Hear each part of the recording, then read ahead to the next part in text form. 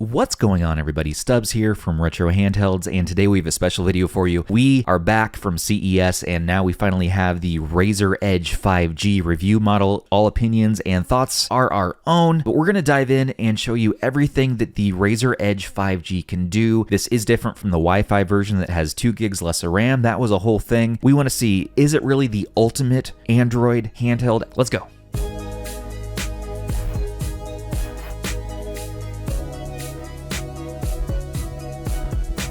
All right, and moving our way to the unboxing here. Inside the package, instructions, stickers, ooh, good. There's the Kishi V2 Pro attachment. We have all your standard goodies, USB-C cable. Yeah, so if you watched our CES video, and under the show floor lighting, it's hard to see just how crisp this AMO LED screen is, but it is gorgeous. So I can't wait to turn this on here onto the Razer Edge, which, by the way, this V2 Pro differs from the V2, which you can buy right now. The V2 Pro is coming later in the year. 3.5mm headphone out is one difference. The other one being the haptics, which feel great, so I can't wait to test that out some more in depth here. But this will not only work with the Edge, this will work with your smartphone, your Android smartphone with USB-C. So I used it for my Pixel 6 Pro. It fits great, no wiggle, very nice, but it seems to fit the Edge like a glove. At CES, I was having some wiggle happening on one side, but I am happy to say that that is no longer the case in this unit I have here. Yes, this is super wide, 21 by 9-inch aspect ratio, meaning you're gonna have bezels for days, but you can also stretch if you want. Face buttons are dome style micro switches. Super clicky, but very satisfying.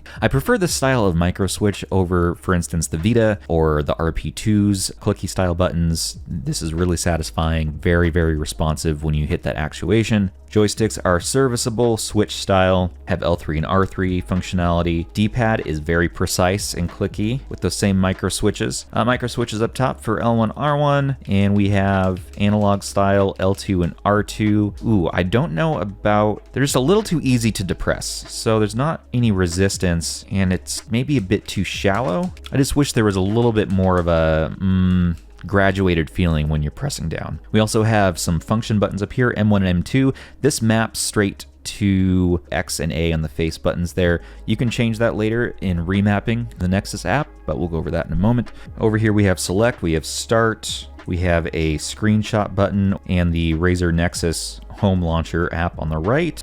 And the speakers shoot out the front through these cutout grooves, these sound holes in the front of the Kishi. This home launcher is, it's serviceable, it's okay. It kind of looks like Android TV, very simple. It has some app suggestions here as well as your own library. You can go in here and change and manage your games. And what shows on the home screen there, you can do some streaming to Facebook Live or YouTube, do your controller remapping, turn on haptics if you would like, and there's a low, medium, and high setting for that. You can check the firmware. There is a newer version of the Nexus app available. However, you have to sideload it to get it on here. It gives you some extra features. Unfortunately, there is no key mapping available. You have to use a third-party app like Octopus to key map, which I did try briefly. It does work. It's kind of a pain that you need to do that because it runs a service in the background. Razer has said they are working on a key mapping feature in a future firmware update. There is a power button, sleep button up top here, volume up, volume down. There's some good vent holes in the back for your fan. Good vent smell. Excellent mouthfeel. 3.5mm headphone jack on the left and USB-C on the right.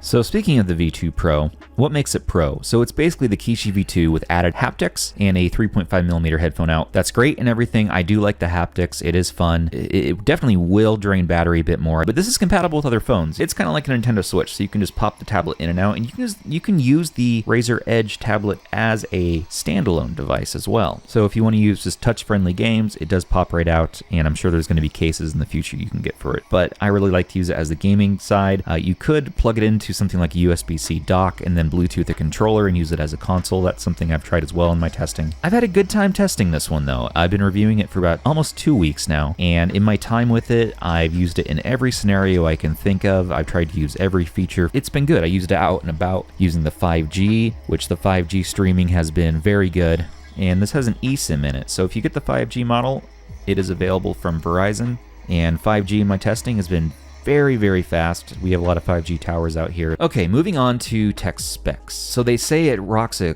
Qualcomm Snapdragon G3X Gen 1, but there's been a lot of back and forth in this. It seems to be a Snapdragon 888 rebranded. The screen is a 6.8-inch FHD 2400 by 1080 AMO LED screen running at 144 Hz, although I tend to run it at 60 Hz for retro gaming. There's 6 gigs of RAM in the Wi-Fi version and 8 gigs in the 5G version, and this was a point of contention in the marketing on the website. It showed 8 gigs for both models for months, and during the pre-order period, the problem there being the fact that people who backed it thought they were getting 8 gigs and they got gypped with 6 gigs in the end. So Razer says, oops, our bad. And they changed the wording and said, okay, now it's correct. It's 6 gigs. It is a bit of a bummer though. So if you were looking forward to getting that 8 gigs, you don't have it now. But it may not be a giant deal between 6 gigs and 8 gigs as far as emulation and retro gaming is concerned. For storage, we got internal SSD of 128 gigs on both models, UFS 3.1. External memory support, we have a micro SD that supports up to 2 terabytes. Currently, only FAT32 will work in here. They're working on a firmware update to have exFAT. Hopefully that will be soon. 2-way speakers with 2 digital microphones with THX spatial audio. The same thing on the 5G model, except for the audio, instead of THX spatial sound, Verizon adaptive sound. Now I've tested this adaptive sound and all I can tell is that it drains battery a little faster. So I've generally left that setting off. Camera, front facing, 5 megapixel, 1080p at 60 FPS, seems to work well. Battery is a 5,000 milliamp hour, which equals to about 10 plus hours of streaming. In my testing, the most battery life I got was just over 12 hours, and minimum battery life just barely over 2 hours. So compare that to the Retro Tech Dad's videos. He as well got just over 2 hours up to 11.5 hours, depending on lightweight SNES gameplay, 11 hours there. Connectivity on the Wi-Fi version, we have Wi-Fi 6E, which is awesome. I have Bluetooth 5.2 on this bad boy, USB Type-C out, 3.5 headphone jack via the controller. Get that 5G with embedded SIM, eSIM inside. Antenna on the dimensions, tablet only is 168 by 85 by 11, and with controller we have 260 by 85 by 33.9. Weight's 247 grams, tablet only. With the controller attached, it's 386. The 5G model is just a little bit heavier, tablet being 264 grams, and with the controller 403 grams. So this is going to be just a little bit heavier than the Wi-Fi version. Controller itself is powered via USB-C, has 2 analog sticks, 8 buttons, 1 D-pad, 2 triggers, 2 bumpers, 2 programmable buttons, and the Razer HyperSense haptics. Ooh.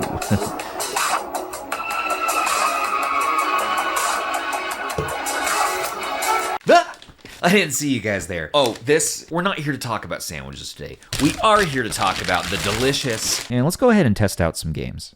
So using your favorite front end of choice, I have Reset Collection and Daigisho set up. So we got PlayStation 1 running in the Swan Station core and RetroArch, upscaled to 5x.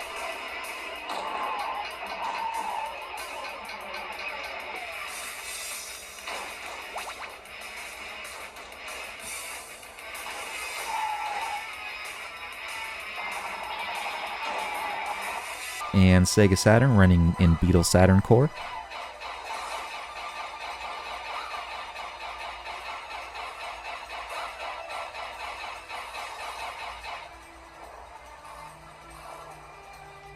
And Nintendo DS running on Melon DS core.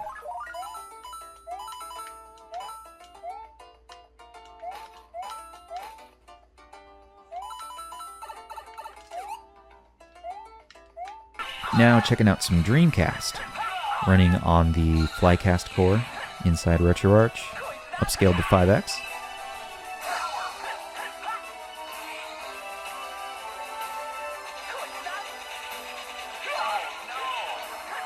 And Nintendo 64 running on Parallel Core, upscaled to 5x.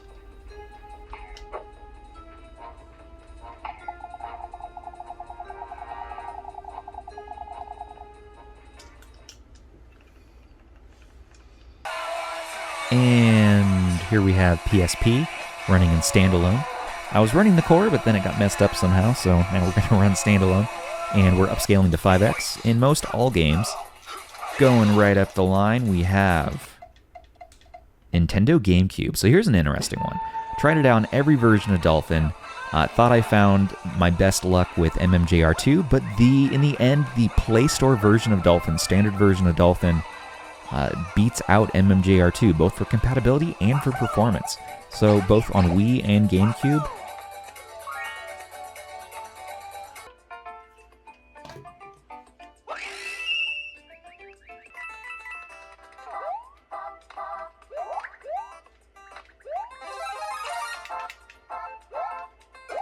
Now checking out some PS2 with Aether SX2 on the latest version, the last version. Most games I'm able to scale to 3x.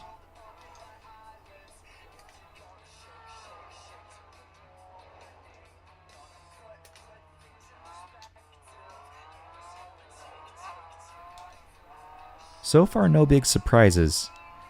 GameCube, awesome how well it's running. Some of the tougher, more demanding games even are running well. PlayStation 2 is really, really smooth.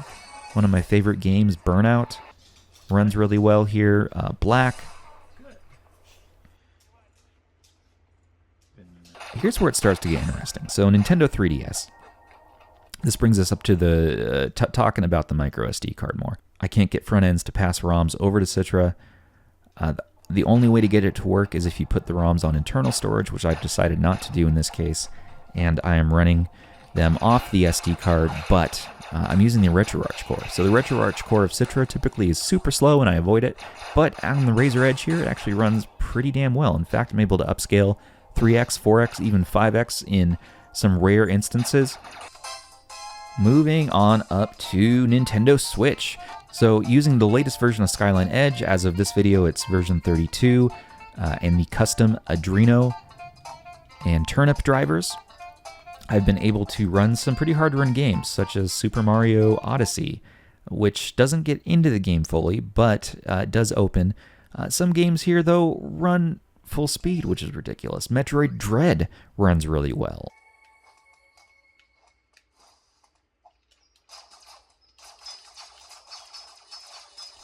Very impressed with how far Skyline has come along. So there's the elephant in the room, Egg NS, which is a basically stolen port of Yuzu, and has caused some kerfuffles amongst the scene. I tried it out, and it does run many Switch titles full speed, including Super Mario Odyssey, but I do not want to give them any of my money, and so after the trial period was up, I just uninstalled it. So, yes, technically, it performs better, bigger compatibility because it's using Yuzu. Not very optimized though, but still works. But Skyline is coming along really fast. Finally, and now this came out while making this video, is that Vita 3K released. So the Android version of the Vita emulator with a growing compatibility list every day now is out and available. Also using these custom Adreno drivers here, which I'd use a specific one, which I'll link below. But it actually works, so let's check it out. Here's some Vita emulation on Android. Some games even run full speed, which is crazy. Persona 4 Golden works. Some of my favorite games like 10-Second Ninja work, although with funky graphic issues. And of course, Night Trap, although I didn't get that one on camera. So that concludes our emulation section. Let's move on and trying out some Android games. We got Cuphead, which is not a perfect port, has some glitchy issues on every device I've tried it on, but it seems to run fine here. Trying out the Epic Games launcher. Installed Rocket League, which was fun. I don't like it in the 2D mode here, but Fortnite, surprisingly, is a lot of fun. So I played that one on the go, driving around while going on errands and around town. Tried to use that quite a bit. Horizon Chase, which by the way has a whole vibe to it. Love this game.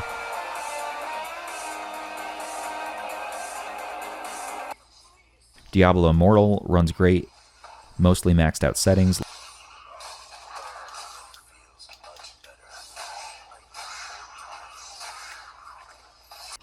Moving on over to streaming, again, surprised at how well streaming works in my house over the 6E Wi-Fi this has in it. I'm running Wi-Fi 6 at home, but not 6E yet, so that's probably an upgrade I'll do at some point. But Game Pass, some of my new favorites, High on Life here. Looks beautiful. You got to make sure to tap the screen so the controller starts working.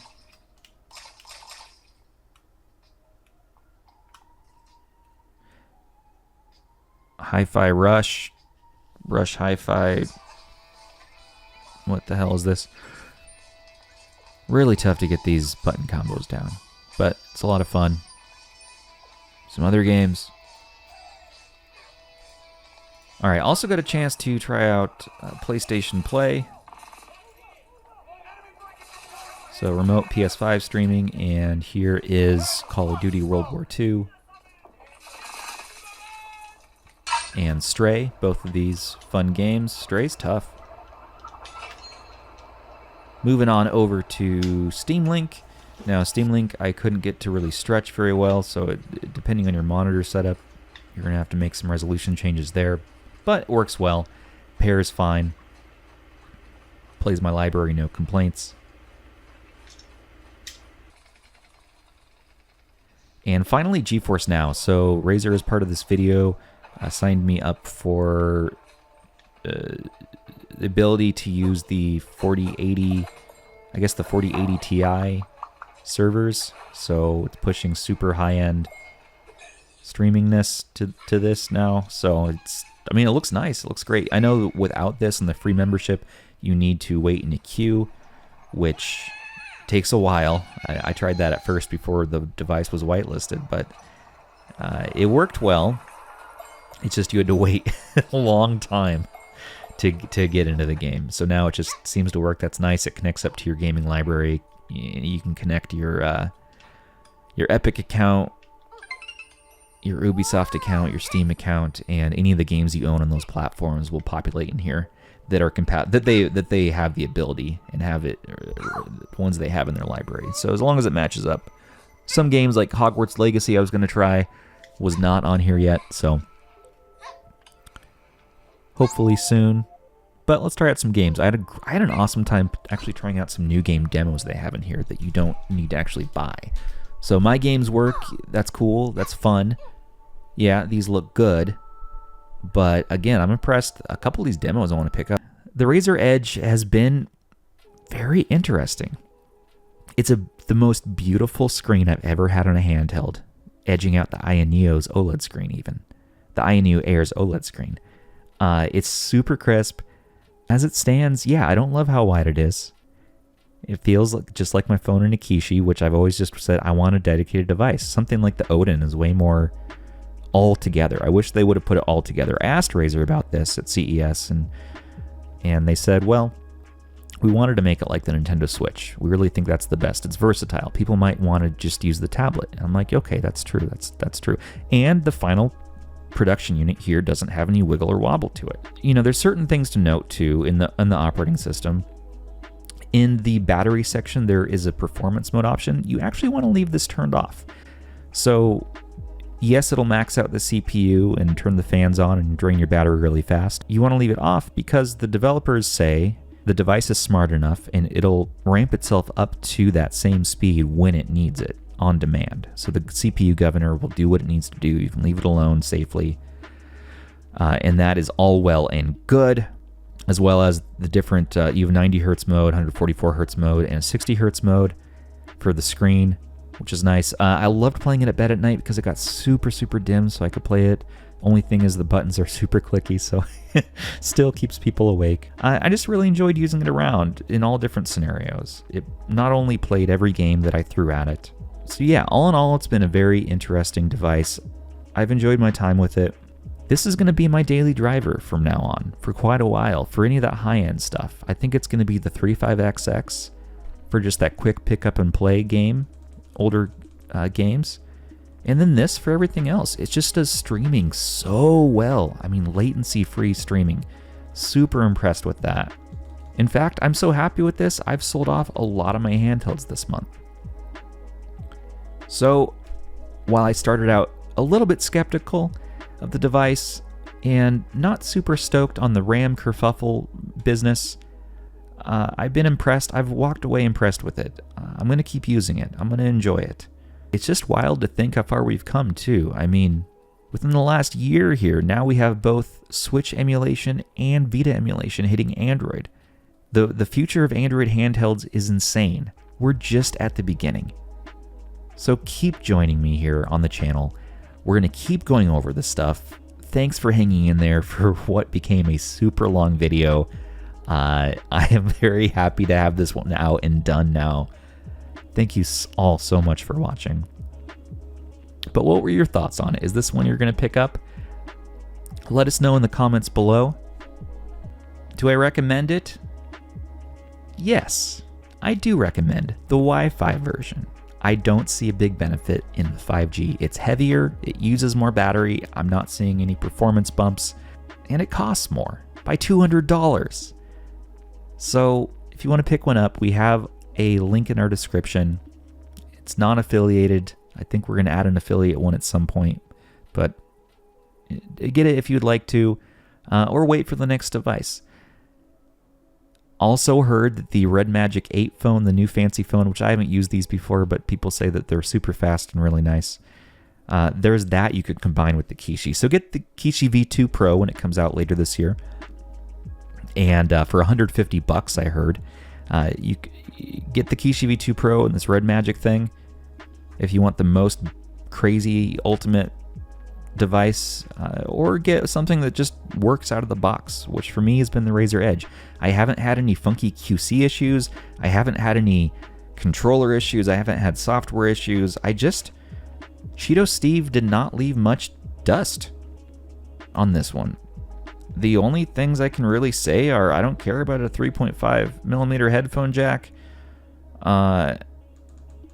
And it's still wide. I don't love the form factor. I don't like how wide it is. L2R2 wasn't a huge fan, but the buttons work really well. They're super responsive. I like the joysticks. I like the look, feel. The screen is beautiful. It's a beautiful, crisp, vibrant screen on every single piece of content I throw at it. Super deep blacks, vivid, beautiful colors. For me, my final handhelds right now are going to be the Steam Deck for Windows and Steam games, and the ultimate superpower handheld behemoth, the Steam Deck, the Razer Edge for my high-end Android device, replacing for me my Odin right now, my XP Plus and my 3 Plus, and then the 35XX for the small range. I think that's it, just those three. What's your top 3 handhelds? What are you down to right now? Do we need to have a whole collection, a whole cave of handhelds, or do we only need to have just a few of our favorites that can do what we want? And so for me, the Razer Edge has become my all-in-one Android handheld. This has quickly become my all-in-one Android handheld. And that's going to go as far as I can see until the next one. We are going to compare it against the Pimax Portal when we get our review unit in. So these are going to go head-to-head. Pimax Portal versus the AYN Android handheld versus the Razer Edge versus the Odin. We will see. But this is my favorite for right now. Don't forget to subscribe and smash that bell to stay in the know with all the latest greatest in the retro handheld. I'm going to show off the 8-bit Do controller. There you go. This has been Stubbs. Take care of your handhelds, everybody. And take care of each other.